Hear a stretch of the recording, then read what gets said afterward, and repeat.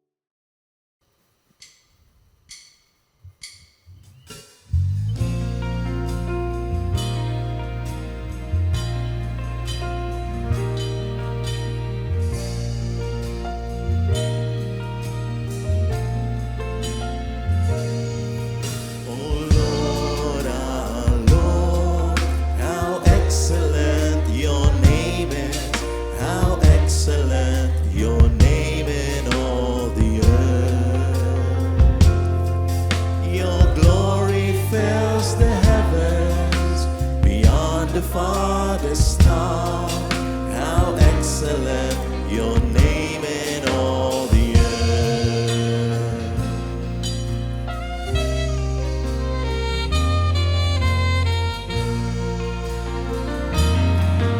Oh Lord, our Lord, how excellent your name is, how excellent your name in all the earth. Glory fills the heavens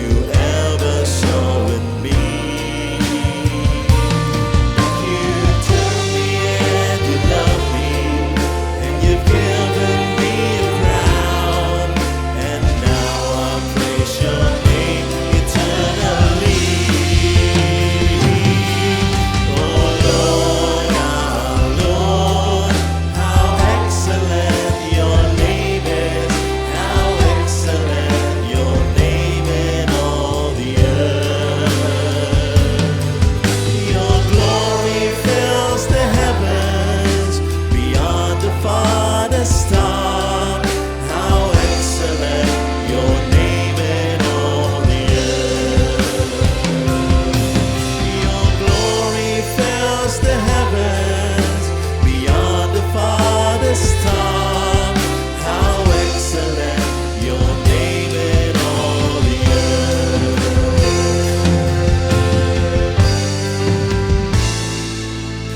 How excellent your name in all the earth.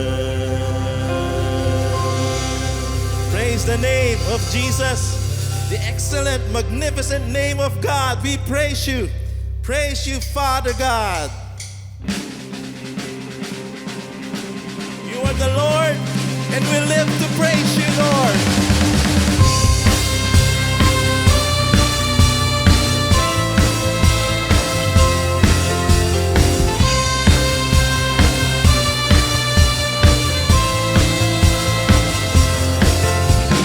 Here I am, I've come to find you. Here I am to see your grace.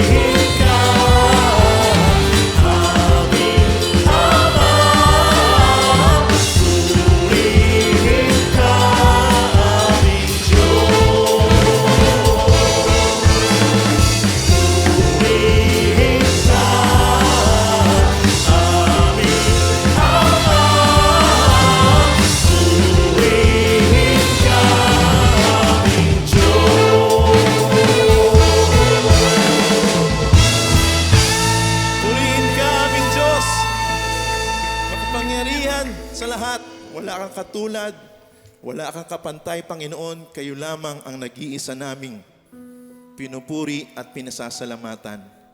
Wala po kayong katulad, kayo lamang po ang nakapagbigay sa amin ng pag-ibig na walang kapantay. Salamat dahil sa dahilang yon, sa araw-araw na aming kinaharap, kami ay may pag-asa. Sapagkat alam namin na tangan-tangan niyo po kami. Kayo po ang dakilang Diyos na lubos-lubos ng pagmamahal sa aming lahat. Kaya hayaan niyo po, Panginoon, na malayang ihayag namin sa inyo ang taos-puso naming pasasalamat at papuri sa nag-iisa naming Diyos na buhay. Diyos na kataas-taasan, pero itinuturing kaming mga kaibigan, itinuturing na anak. Salamat, Panginoon.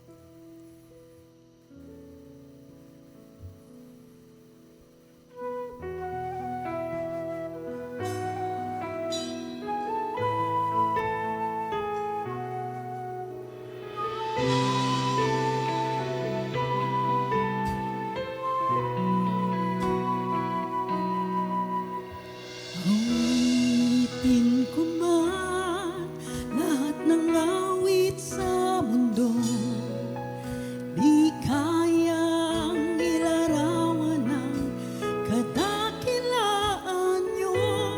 Kulang ang lahat ng tula, kulang maging mga salita upang ihayag ang kabutihan niyo.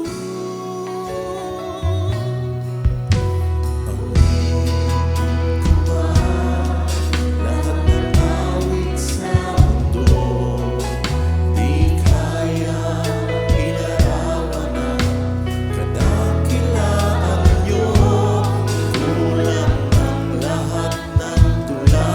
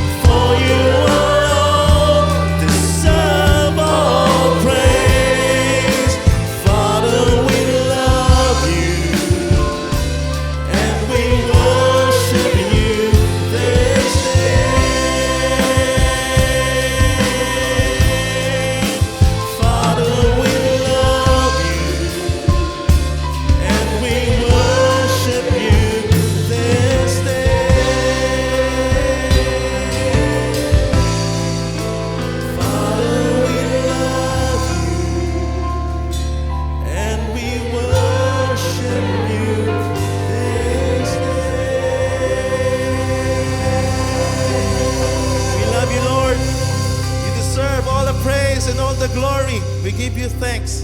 Maraming salamat po, Panginoon, sa pagkilos sa aming kalagitnaan. Salamat po sa nag-uumapaw naming kagalakan dahil po sa inyo, dahil sa pagmamahal ninyo. Patuloy po kayong maghari sa aming puso't isipan sa pakikinig namin ng inyong mensahe. Dalangin po namin na makilala pa po namin kayong lubos. Sa pangalan ng Panginoong Jesus, ito pong dalangin namin.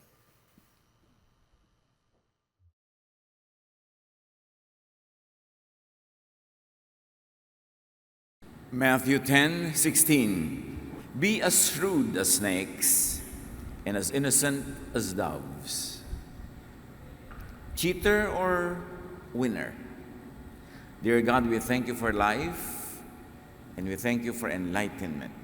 We thank you for the Spirit that you breathe into our lives. And now we seek your wisdom, O God. Make us pure.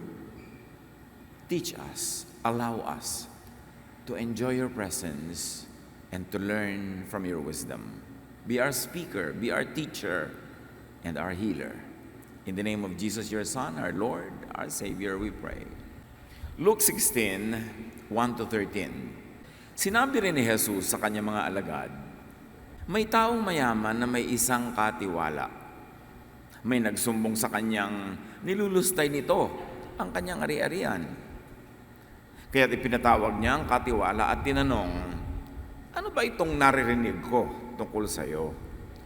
Ibigay mo sa akin ang ulap ng iyong pangangasiwa sapagkat tatanggalin na kita sa iyong tungkulin. Sinabi ng katiwala sa kanyang sarili, anong gagawin ko? Aalisin na ako ng aking amo sa pangangasiwa. Hindi ko kayang magbungkal ng lupa, nahihiya naman akong magpalimos. Alam ko na ang aking gagawin. Maalis man ako sa pangangasiwa ay may tatanggap naman sa akin sa kanilang tahanan. Kaya't isa-isa niyang tinawag ang mga may utang sa kanyang amo. Tinanong niya ang una, magkano ang utang mo sa aking amo? Sumagot ito, 100 tapayang langis po. Kaya sabi ng katiwala, ito ang kasulatan ng iyong pagkakautang. Dali, maupo ka't palitan mo. Gawin mong 50. At tinanong naman niya ang isa, ikaw, gaano ang utang mo? Sumagot ito, 100 kabang trigo po. Heto ang kasulatan ng iyong pagkakautang. Sabi niya, isulat mo 80. Pinuri ng amo ang madayang katiwala dahil sa katusuhang pinamalas nito, sapagkat ang mga makasanlibutan ay mas tuso kaysa sa mga makadiyos sa paggamit ng mga bagay ng mundong ito. At nagpatuloy si Jesus sa pagsasalita, kaya't sinasabi ko sa inyo, gamitin ninyo ang kayamanan ng mundong ito sa paggawa ng mabuti sa inyong mga kapwa, upang kung maubos na yon, itanggapin naman kayo sa tahanang walang hanggan. Ang mapagkakatiwalaan sa maliit na bagay ay mapagkakatiwalaan din sa malaking bagay. Ang mandaraya sa maliit na bagay ay mandaraya rin sa malaking bagay. Kaya kung hindi kayo mapagkakatiwalaan sa mga kayamanan ng mundong ito, sino ang magtitiwala sa inyo ng tunay na kayamanan? At kung hindi kayo mapagkakatiwalaan sa kayamanan ng iba, sino ang magbibigay sa inyo ng talagang para sa inyo? Walang aliping maaring maglingkod sa dalawang Panginoon sapagkat kamumuhian niya ang isa at iibigin ang ikalawa. Paglilingkuran ng tapat ang isa at hahamakin ang ikalawa. Hindi kayo maaaring maglingkod sa Diyos at sa kayamanan. Isa sa mga pinakaiiwas-iwasang i-preach ang message na ito kasi parang ang gulo. Nakakalito. Bakit matapos na palitan noong manager ang mga utang ng mga nagkakautang sa amo niya, pinuri pa siya ni Jesus? Ano ba ang talagang lesson nito? Himay-himayin natin.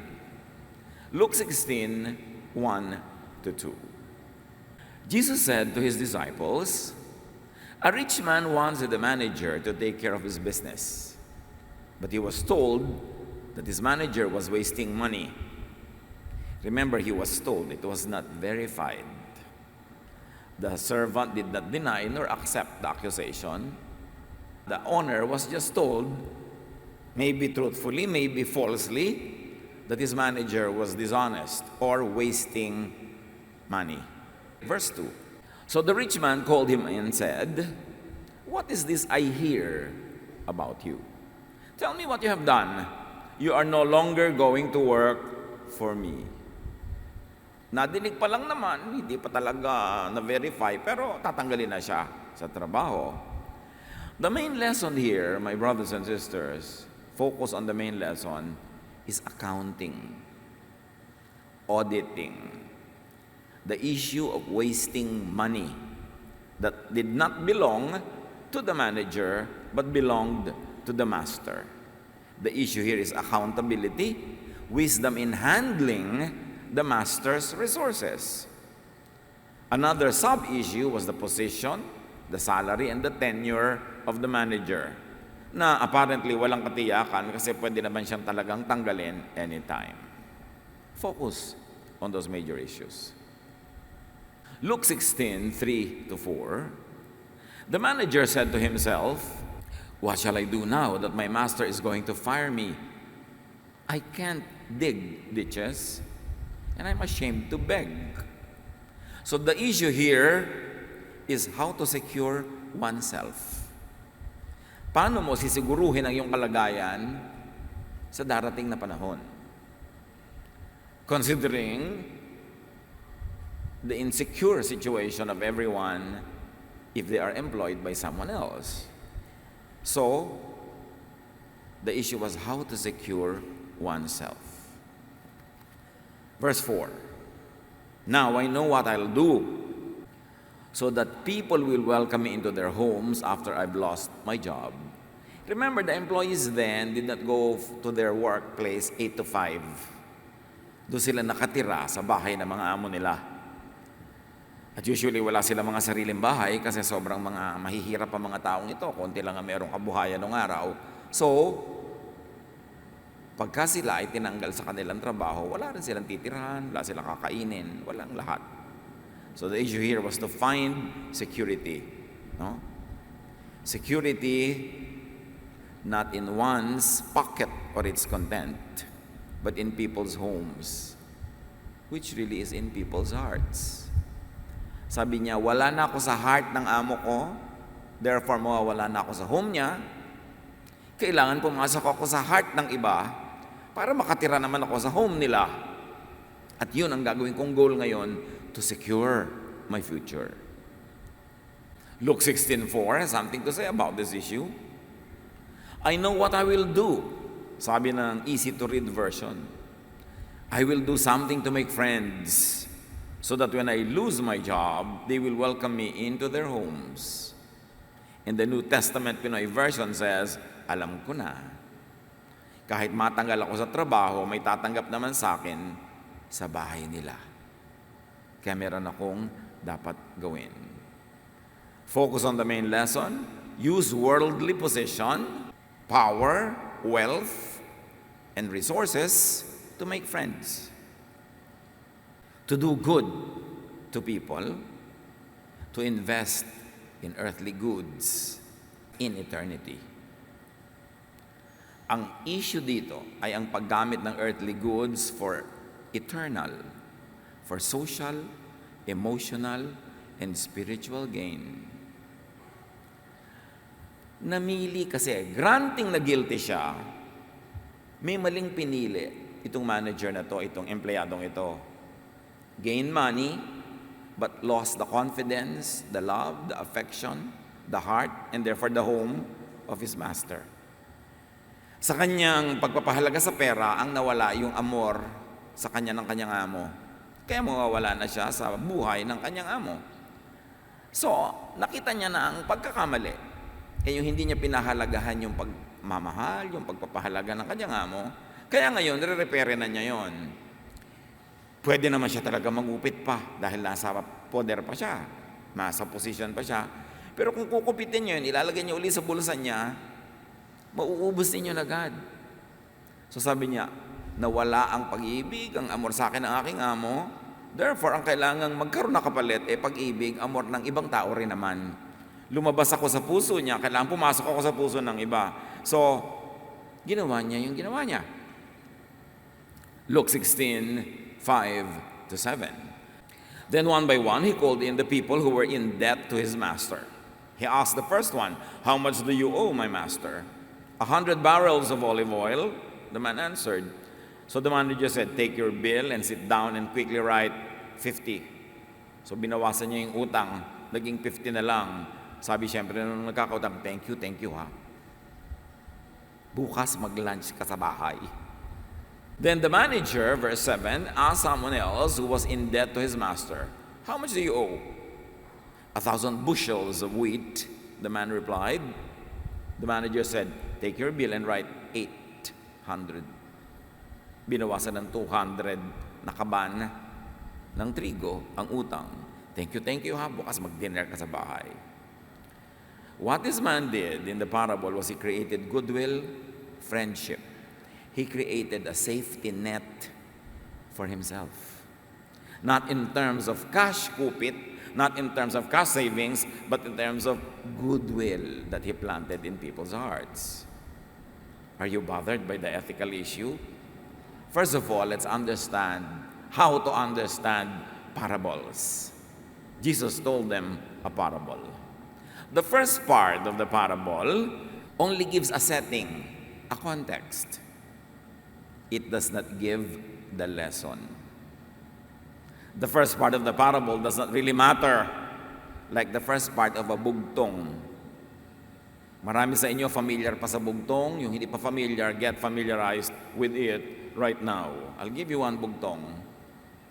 Sagutin nyo sa katabi nyo, ha? Paunahan. Isda ko sa Maribeles, nasa loob ang kaliskis. Sagot? Sili. Bakit sili? Yung clue ba doon nasa isda ko sa Maribeles?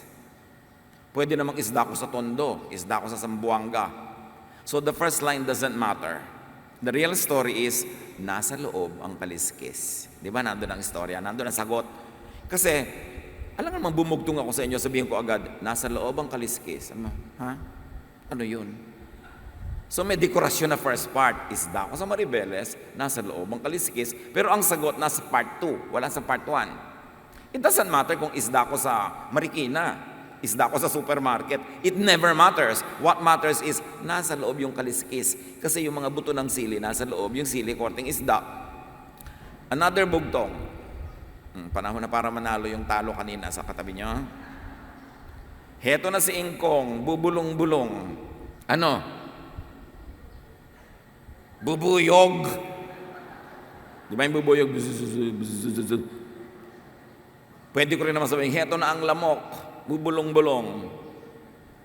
Pero ang point here is, does it matter kung heto na si ate, heto na si lola, heto na si tita? No.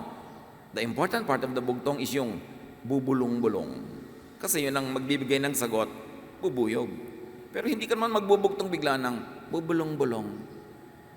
Walang sense. Walang ganda. O, ito pa. Heto na si kaka. Bubuka-buka ka. Gunting. Kasi di ba bubuka-buka ka yung gunting. Pero kahit na heto na si Santa Claus, bubuka-buka ka, it doesn't matter. Ang mahalaga yung bubuka-buka ka. Ganon din ang pag-unawa ng parable. Yung first part doesn't matter. The lesson is not there. Kaya maguguluhan yung iba, bakit nandaya siya? Bakit dinaya niya? Bakit? Hindi. Ang mahalaga yung part 2. He earned goodwill with people by using material resources. So the first part of the parable, like in the bugtong, should not be seriously factored in the extraction of the lesson or the teaching. Literary style yun. You've got to be familiar with the literary style of ancient times, and in this case, of biblical times and places, to unlock the mystery of the parable. Otherwise, malilito ka kasi bakit siya pinuri, nandaya na nga. Yung amo pang dinaya ang nagpupuri, parang nonsense. Pero kasi binibigyan natin ang halaga yung part 1, hindi yun importante. No? Ang mahalagang aral sa parable ay nasa second part o nasa ibang parts. Kaya pag bawat element ng isang parable, binigyan mo ng meaning, ng theology, magkakagulo-gulo ang pagkuha mo ng lesson. At ito ang second part ng parable, Luke 16:8. The master praised his dishonest manager for looking out for himself so well. That's how it is. The people of this world look out for themselves better than the people who belong to the light. From the mouth of Jesus, sabi niya, yung mga relihiyoso, yung mga makadiyos, sabi ganon, talo yan ang mga hindi relihiyoso sa husay dumiskarte. Yan ang sabi mismo ni Jesus. The master knew what works. Goodwill, safety nets based on goodwill. What the dishonest manager actually got was the displeasure of his amo because he lost the goodwill with his amo kasi dinadaya niya. Siyempre mga amo, magiging amo ba yan kung hindi siya marunong? Malalaman din niya yan. Akala lang nung nandadaya, hindi siya bisto. Pero kung siya ay may amo, naging amo yun kasi matalino yun. Lalo kung nanatili siyang amo ng matagal, matalino yun. Huwag mong isiping nadadaya mo siya. So, nagkaroon ng day of reckoning, pero hindi yun ang tunay na laman at aral. Ang aral, do not waste resources on selfish indulgences, but invest resources in relationships with people, and very especially with God. Pipili ka, sosolohin ko na lang yung pera, ibubulsa ko, o papatawarin ko na lang yung utang niya. Alin doon ang mas magbibigay siya ng maraming dividends, maraming benefit in the long run? Yung may nagmamahal sa'yo o yung may pera ka sa bulsa? Sabi ni Jesus, yan ang lesson. Luke 16:8, the same verse from the Good News Translation. The master of this dishonest manager praised him for doing such a shrewd thing, because the people of this world are much more shrewd in handling their affairs than the people who belong to the light. So another lesson, do not equate godliness and holiness with being dull, with being talunan, with being patay-patay. Hindi ibig sabihin na patay-patay ka, natalo ka na ng iba, naiwan ka na sa takbuhan, nagkalugi-lugi ka na. Hindi ibig sabihin doon godly ka. Sabi ni Jesus, mabuti pa yung mga makasanlibutan na hindi relihiyoso. Mahusay sila mag-handle ng kanilang affair. Dapat creative, dapat listo, dapat smart. Kasi yung iba, nasa kanilang pagbabadal-banal, alam na nilang mali yung ginagawa nila, sinasamantala na sila, tinatalo na sila, kawawa na sila, sabi pa, bahala na si Lord, bahala na si Lord. Tapos pagka hindi sila binigyan ng kailangan nila, nagtatampo kay Lord, nagtataka. Sabi ni Jesus, tularan nyo yung mga tao hindi masyadong relihiyoso. Wise sila sa buhay. Marunong silang gumamit ng resources. Kaya pinuri niya itong manager na ito sa kwento. May resources siya. Pwede niyang solohin na lang, pero hindi. In-invest niya in friendship.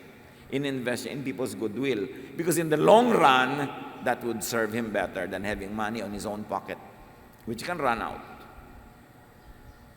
Luke 16:8. Sabi naman ng easy-to-read version, the master told the dishonest manager that he had done a smart thing. Yes, worldly people are smarter in their business with each other than spiritual people. So it makes us rethink even our business policies, even the way we conduct our lives. Luke 16:8, the New Testament Pinoy version, pinuri ng amo ang ginawa ng kanyang madayang manager kasi madiskarte siya. Ang mga anak ng mundong ito ay mas madiskarte sa pakikitungo sa kapwa nila kaysa sa mga anak ng liwanag. Kaya sabi ni Jesus sa Matthew 10:16, I am sending you out like sheep among wolves. Therefore be shrewd as snakes, and as innocent as doves. Again, may part 1 and part 2.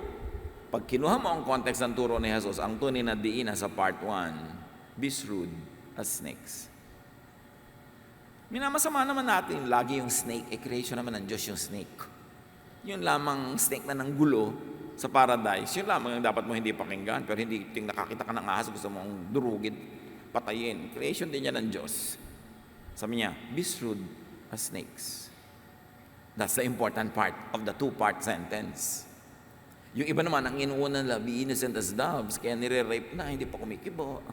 Naabuso na, hindi pa kumikibo. Sabi nitong storya ni Jesus, the people of this world are smarter. And that was not said for nothing, for no reason. It means, sit up and learn. Now, to continue the story, Luke 16:9, my disciples, I tell you to use wicked wealth to make friends for yourselves. Then when it is gone, you will be welcomed into an eternal home. So, sabi niya, tulad ng manager, gamitin niyo yung resources, yung power, influence, to make friends. Of course, this is a symbolic story. The real heart of the matter is to make friends with God rather than with earthly things. To use earthly things to win the favor and goodwill of God. That is the underlying lesson. The method is not the main issue, the method in the story, but shrewdness, wisdom to not rely on earthly goods for future or timeless security, but instead to use worldly goods to earn the goodwill of people, and very especially the people that God loves. Kasi sabi ni Lord, whatever you do to the least of this, you do to me. So sa palagay nyo, bakit nagkabaon-baon sa utang yung mga taong yon dito sa mayamang amo? Kasi very oppressive ang system nung araw. Kahit sa ating bayan, nung araw, pagka magsasaka ka, uutang ka sa landlord ng isang kabang bigas, ang bayad mo na nun, 3 na. Lulubog ka ng lulubog sa utang. Kaya ang mga kwento ni Jesus, laging, ang laki na kaya ng utang nito, ang liit ng utang nun, pero pinatawad sila lahat. Kasi alam ng Diyos na ang daming nagkakalubog-lubog sa utang, hindi dahil hindi lang sila marunong magbayad, although may ganon, hindi dahil lang pabaya sila, kundi the economic system of the world has been very oppressive to the poor.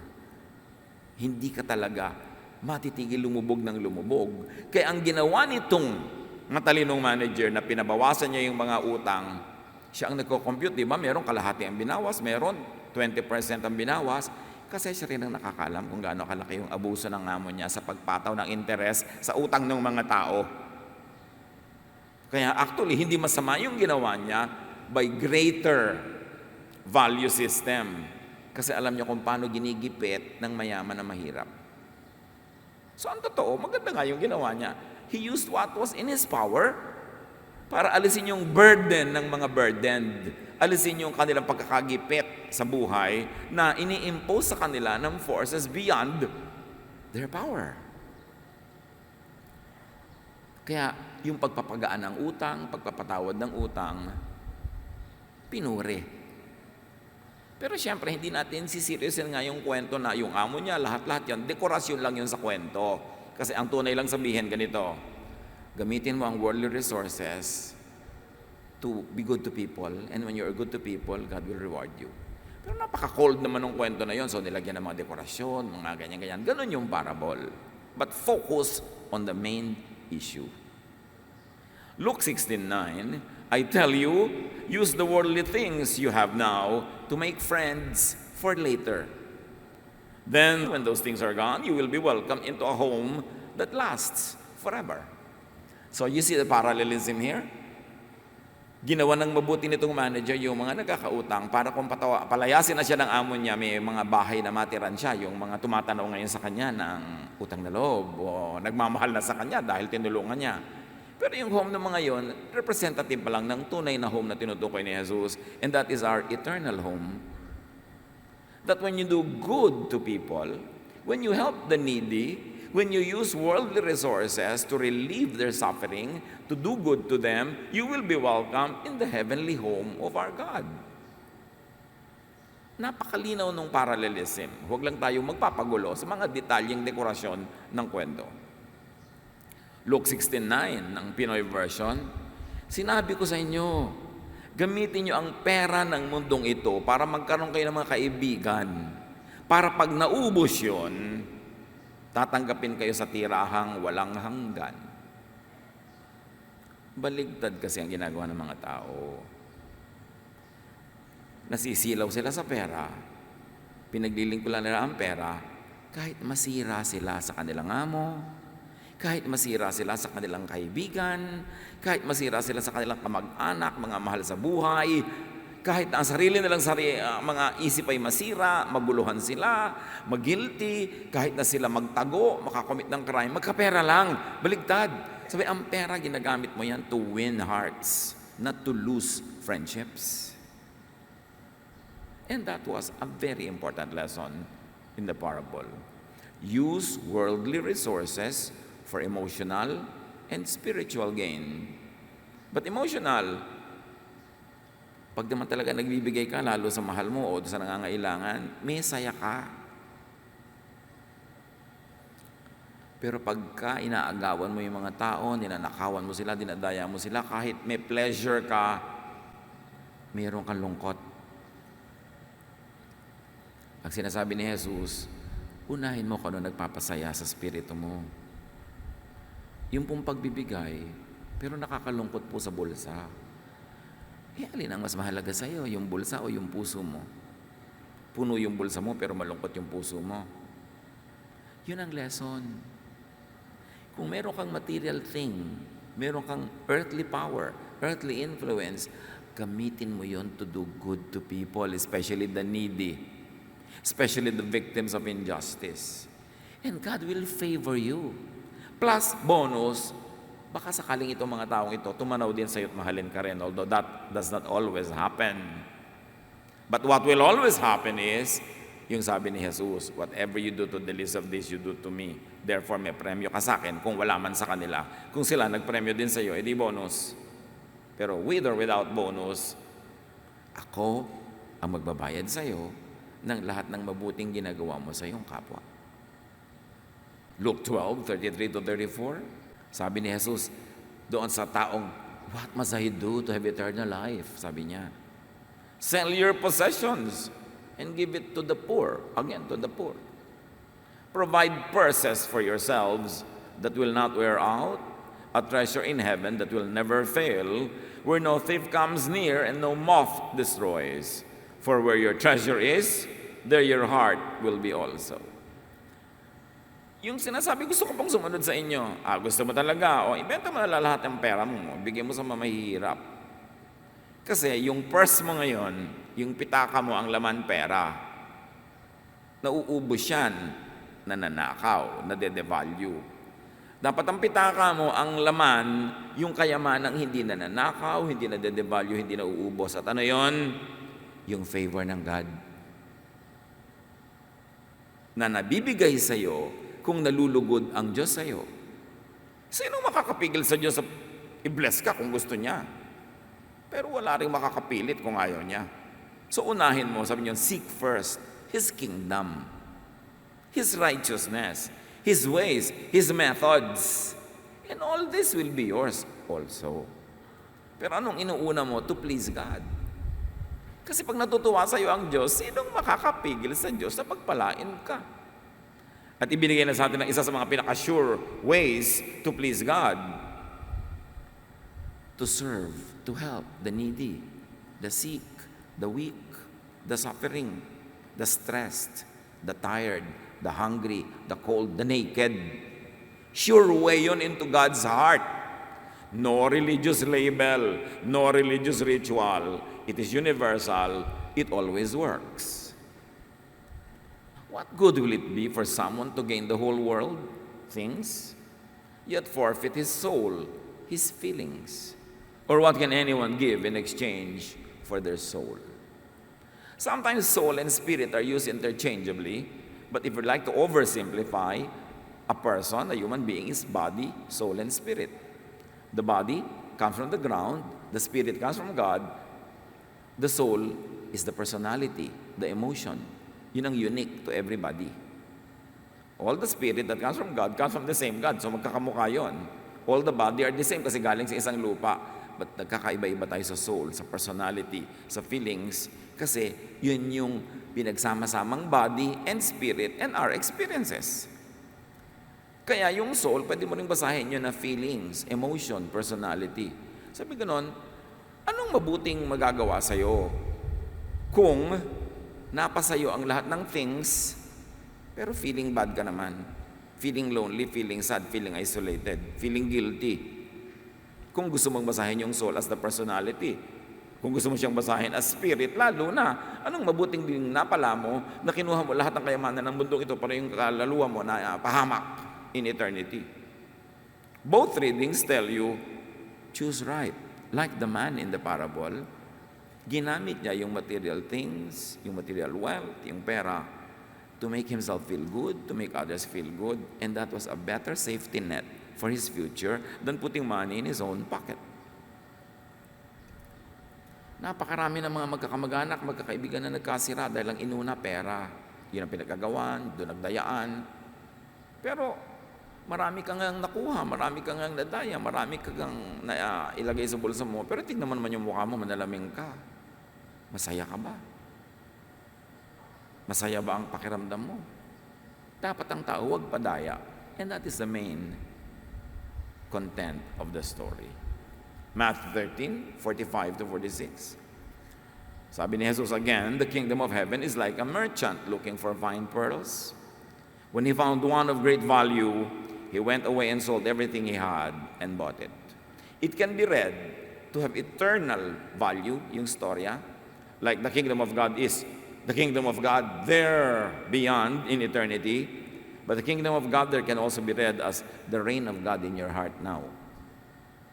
Sabi gano'n, ikaw, merchant ka, naghahanap ka ng talagang mahalin at magandang perlas. Pag nakita mo yon, ibebenta mo lahat ng pera mo, lahat ng ari-arian mo, para mabili mo yung gusto mong perlas. Ibig sabihin, gano'n din ang paghahari ng Diyos. Kung mahalaga sa iyo maghari siya sa iyong puso, ibig sabihin magkaroon ka ng kapayapaan, katahimikan, magkaroon ka ng contentment, ng peace of mind. Sabi gano'n, abay magbayad ka. Bayaran mo yung pearl of great value.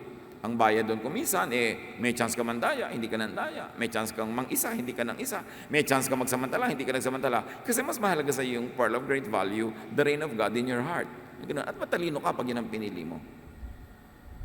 Because ang mahalaga, naghahari ang Diyos sa iyong puso, tahimik ang iyong loob, hindi ka hinahabol ng guilt, hindi ka hinahabol ng law, at nalulugod ang mga tao sa iyo. Luke 18 and 22. A certain ruler asked him, "Good teacher, what must I do to inherit eternal life?"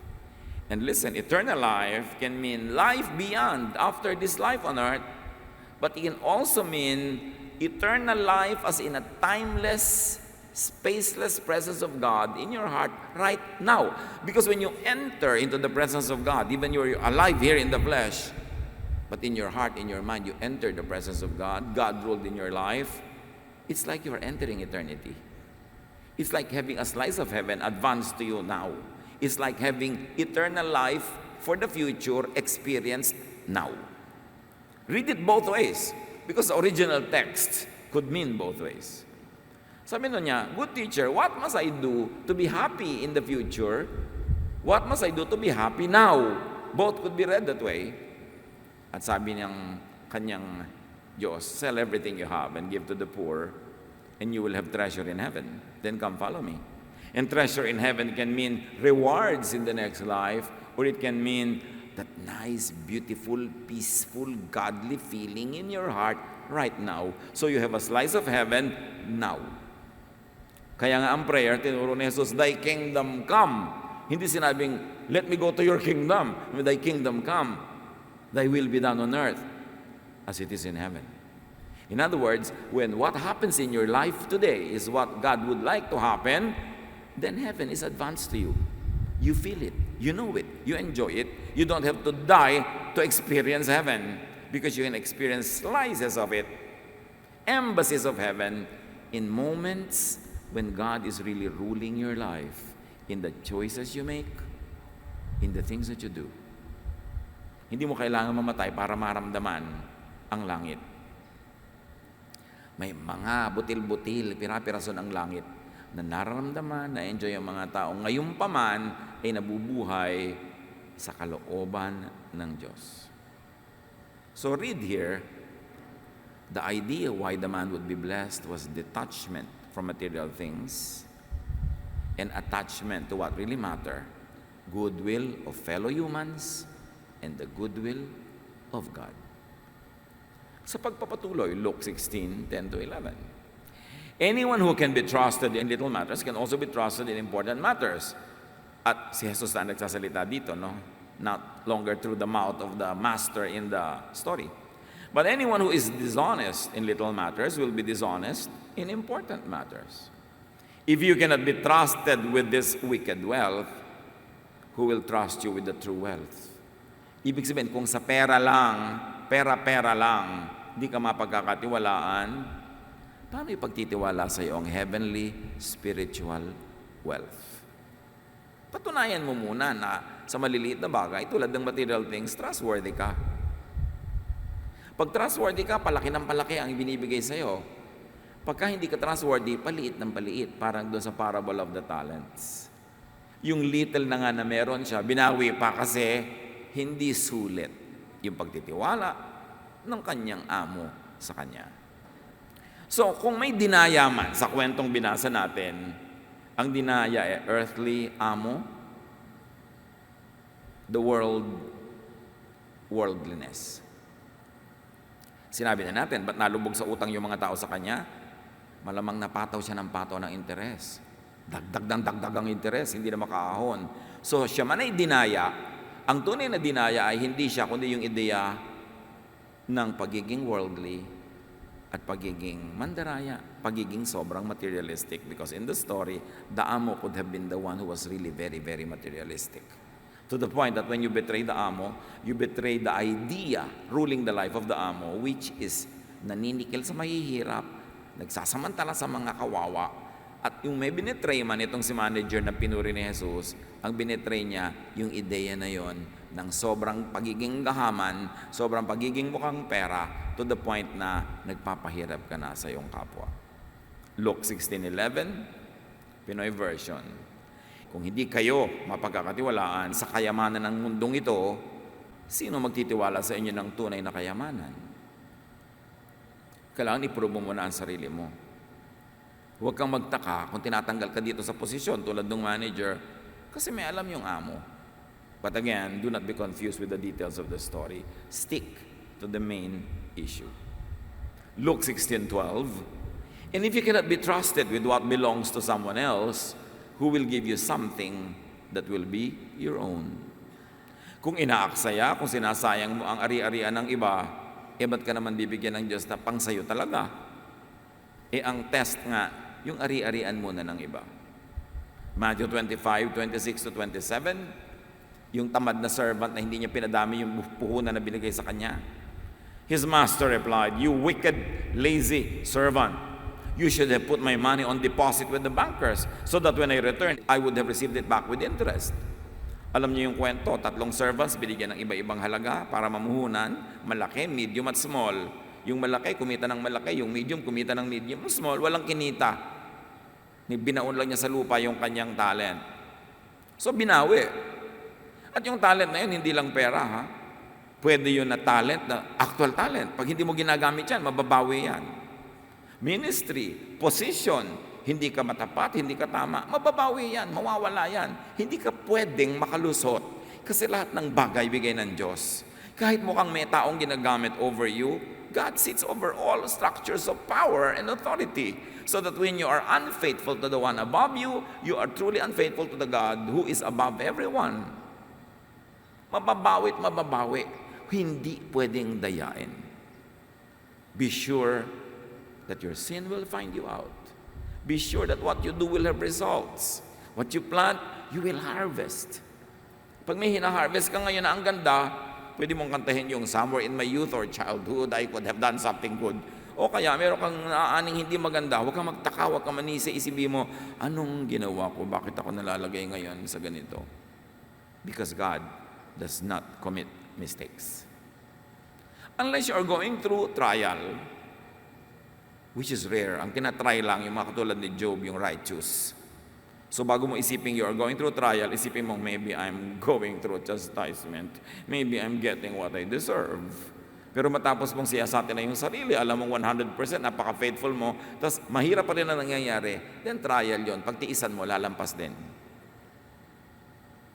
Pero kung yun ay bunga ng ginagawa mo ay magtiyaga ka. Kung gusto mong mapalitan ng bunga, palitan mo ang tanim. Luke 16:13, you cannot be the slave of two masters. You will like one more than the other, or be more loyal to the one than to the other. You cannot serve God and money.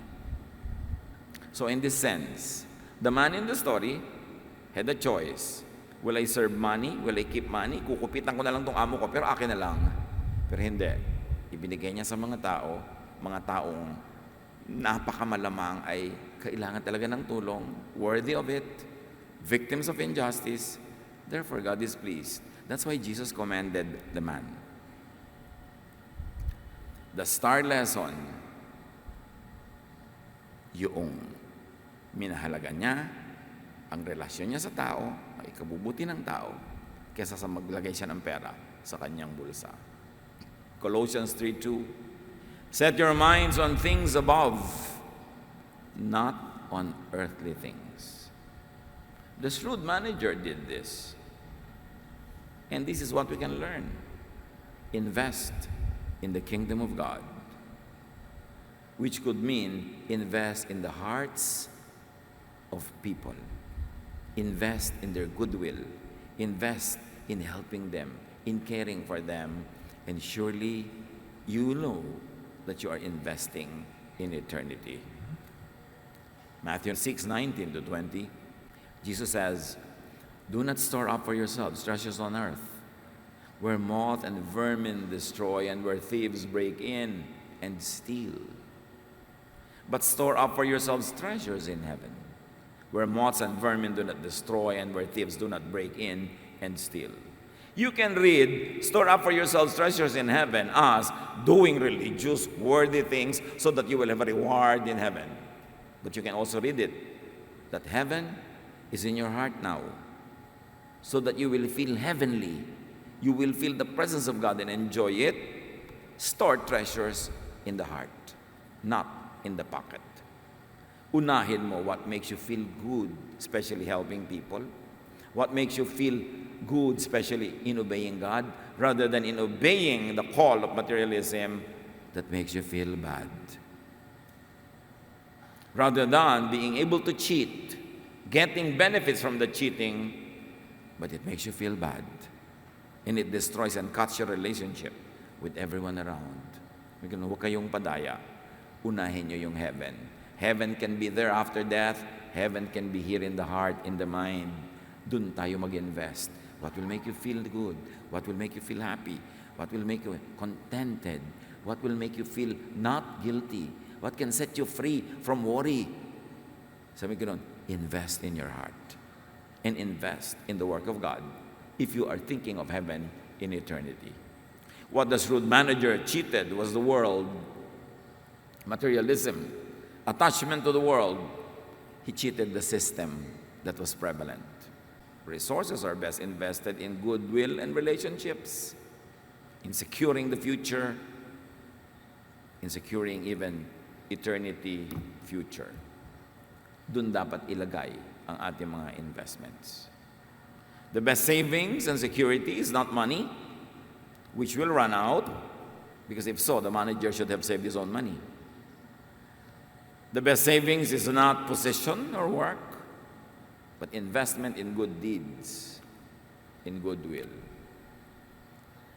Yung may mga utang sa parable, they were poor, ginigipit, kapos, weak, pressured, tired. They are the people that Jesus cares for the most. Magpatawad tayo ng mga utang ng iba, lalo't hindi naman nila kayang bayaran na. Mas pahalagahan na natin yung maganda nating relasyon kaysa yung single ka ng single. Di ka rin naman makasingil, nagagalit pa sila. At nagagalit ka dahil nagagalit sila. Wala rin naman nangyayari. Write off mga utang ng tao. Forgive, condone. Isiro nyo na. Huwag nyo nang pilitin pa to get justice out of your pautang. Give mercy instead. Sa may mga pagkakamaling ginawa sa inyo noon talaga, buong buhay nyo na lang yun isusumbat, buong buhay nyo dadalhin sa puso nyo, buong buhay nyo dadalhin yung galit. No. Ang laki ng utang mo sa akin, konti na lang.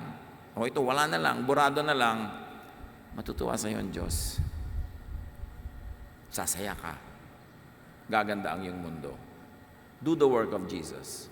The work of Jesus was forgiveness, not condemnation.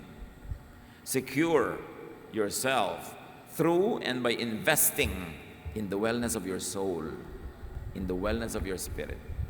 Whatever you gain in material things is never worth it if you have to pay with your soul, with your emotion, and very especially if it will harm your spiritual relationship with God.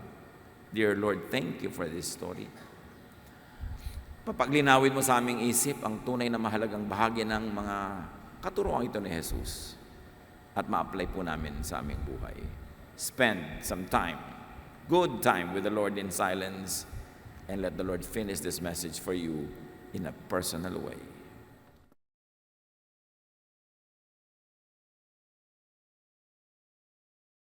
Salamat po, Ama, sa paggabay sa amin na maunawaan ang kahalagahan ng inyong mga katuruan at sa kaunawaan na marapat kaming maging daluyan ng inyong pag-ibig at kagandahang loob. Magamit namin ang lahat ng anumang biyaya na amin din po namang tinanggap mula sa inyo.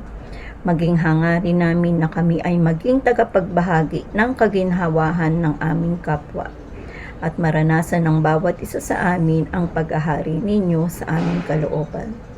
Sa sandaling katahimikan, patuloy po nating ipahayag ang ating papuri at pasasalamat sa ating Panginoon.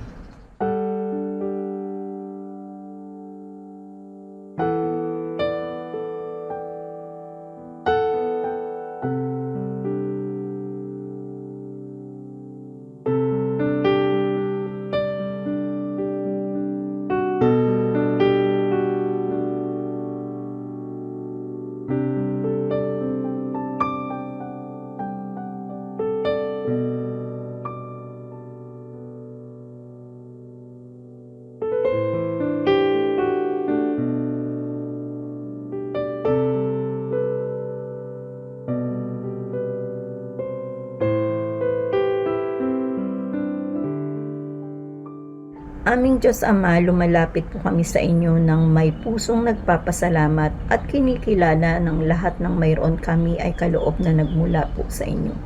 Tanggapin niyo po ang aming mga handog at alay para sa mga gawain na pinagkatiwala niyo po sa amin. Kalakip nito ang walang hanggang pasasalamat, papuri at pagdakila sa inyong kabutihan. Ito po ang aming dalangin ng may pasasalamat sa ngalan ng aming Panginoong Hesus.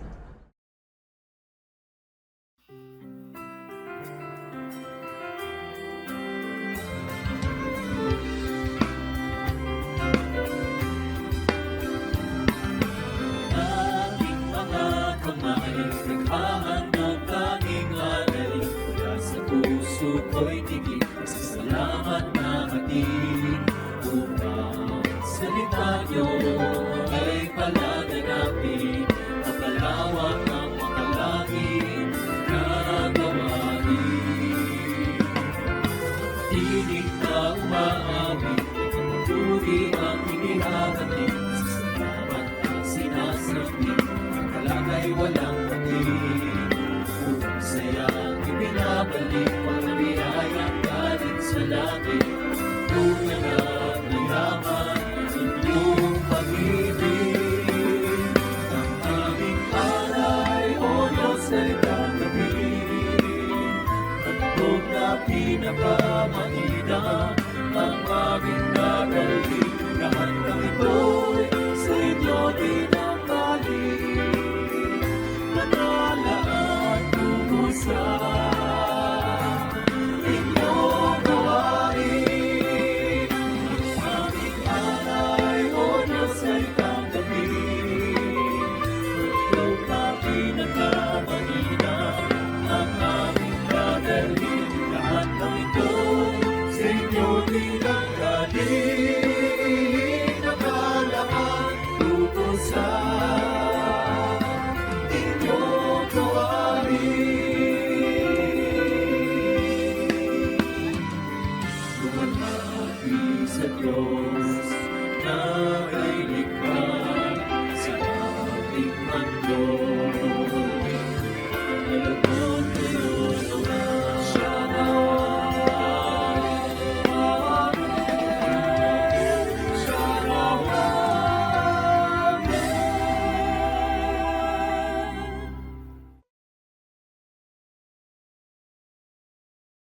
Maraming salamat, Panginoon, at napakabuti ninyo sa amin. Patuloy nyo kaming binibigyan ng gabay para sa ikabubuti at ikasasaya ng aming pamumuhay dito sa mundong ibabaw. Sa sandaling katahimikan, mga kapatid, tayo ay makapagniig sa ating Panginoon at patuloy nating ibalik sa Kanya ang ating mga pasasalamat.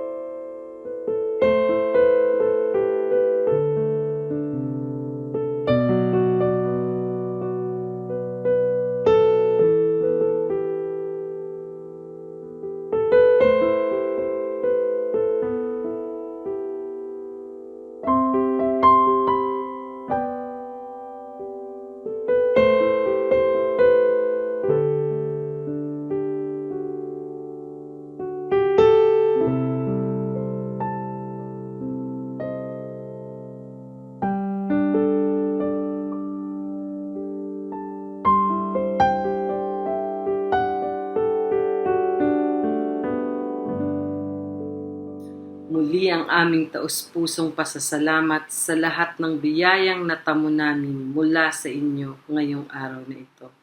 Bitbit namin ang inyong mensahe, kami ay hahayo na may kagalakan at pagpupuri sa pangalan ng inyong anak na si Jesus.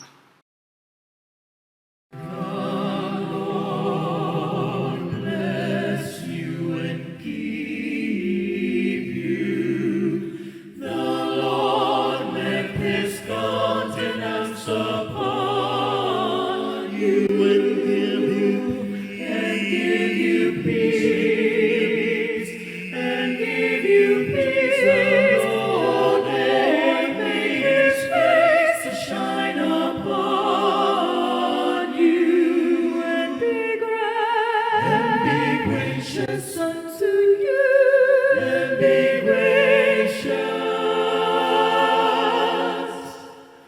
The Lord be gracious, gracious unto you.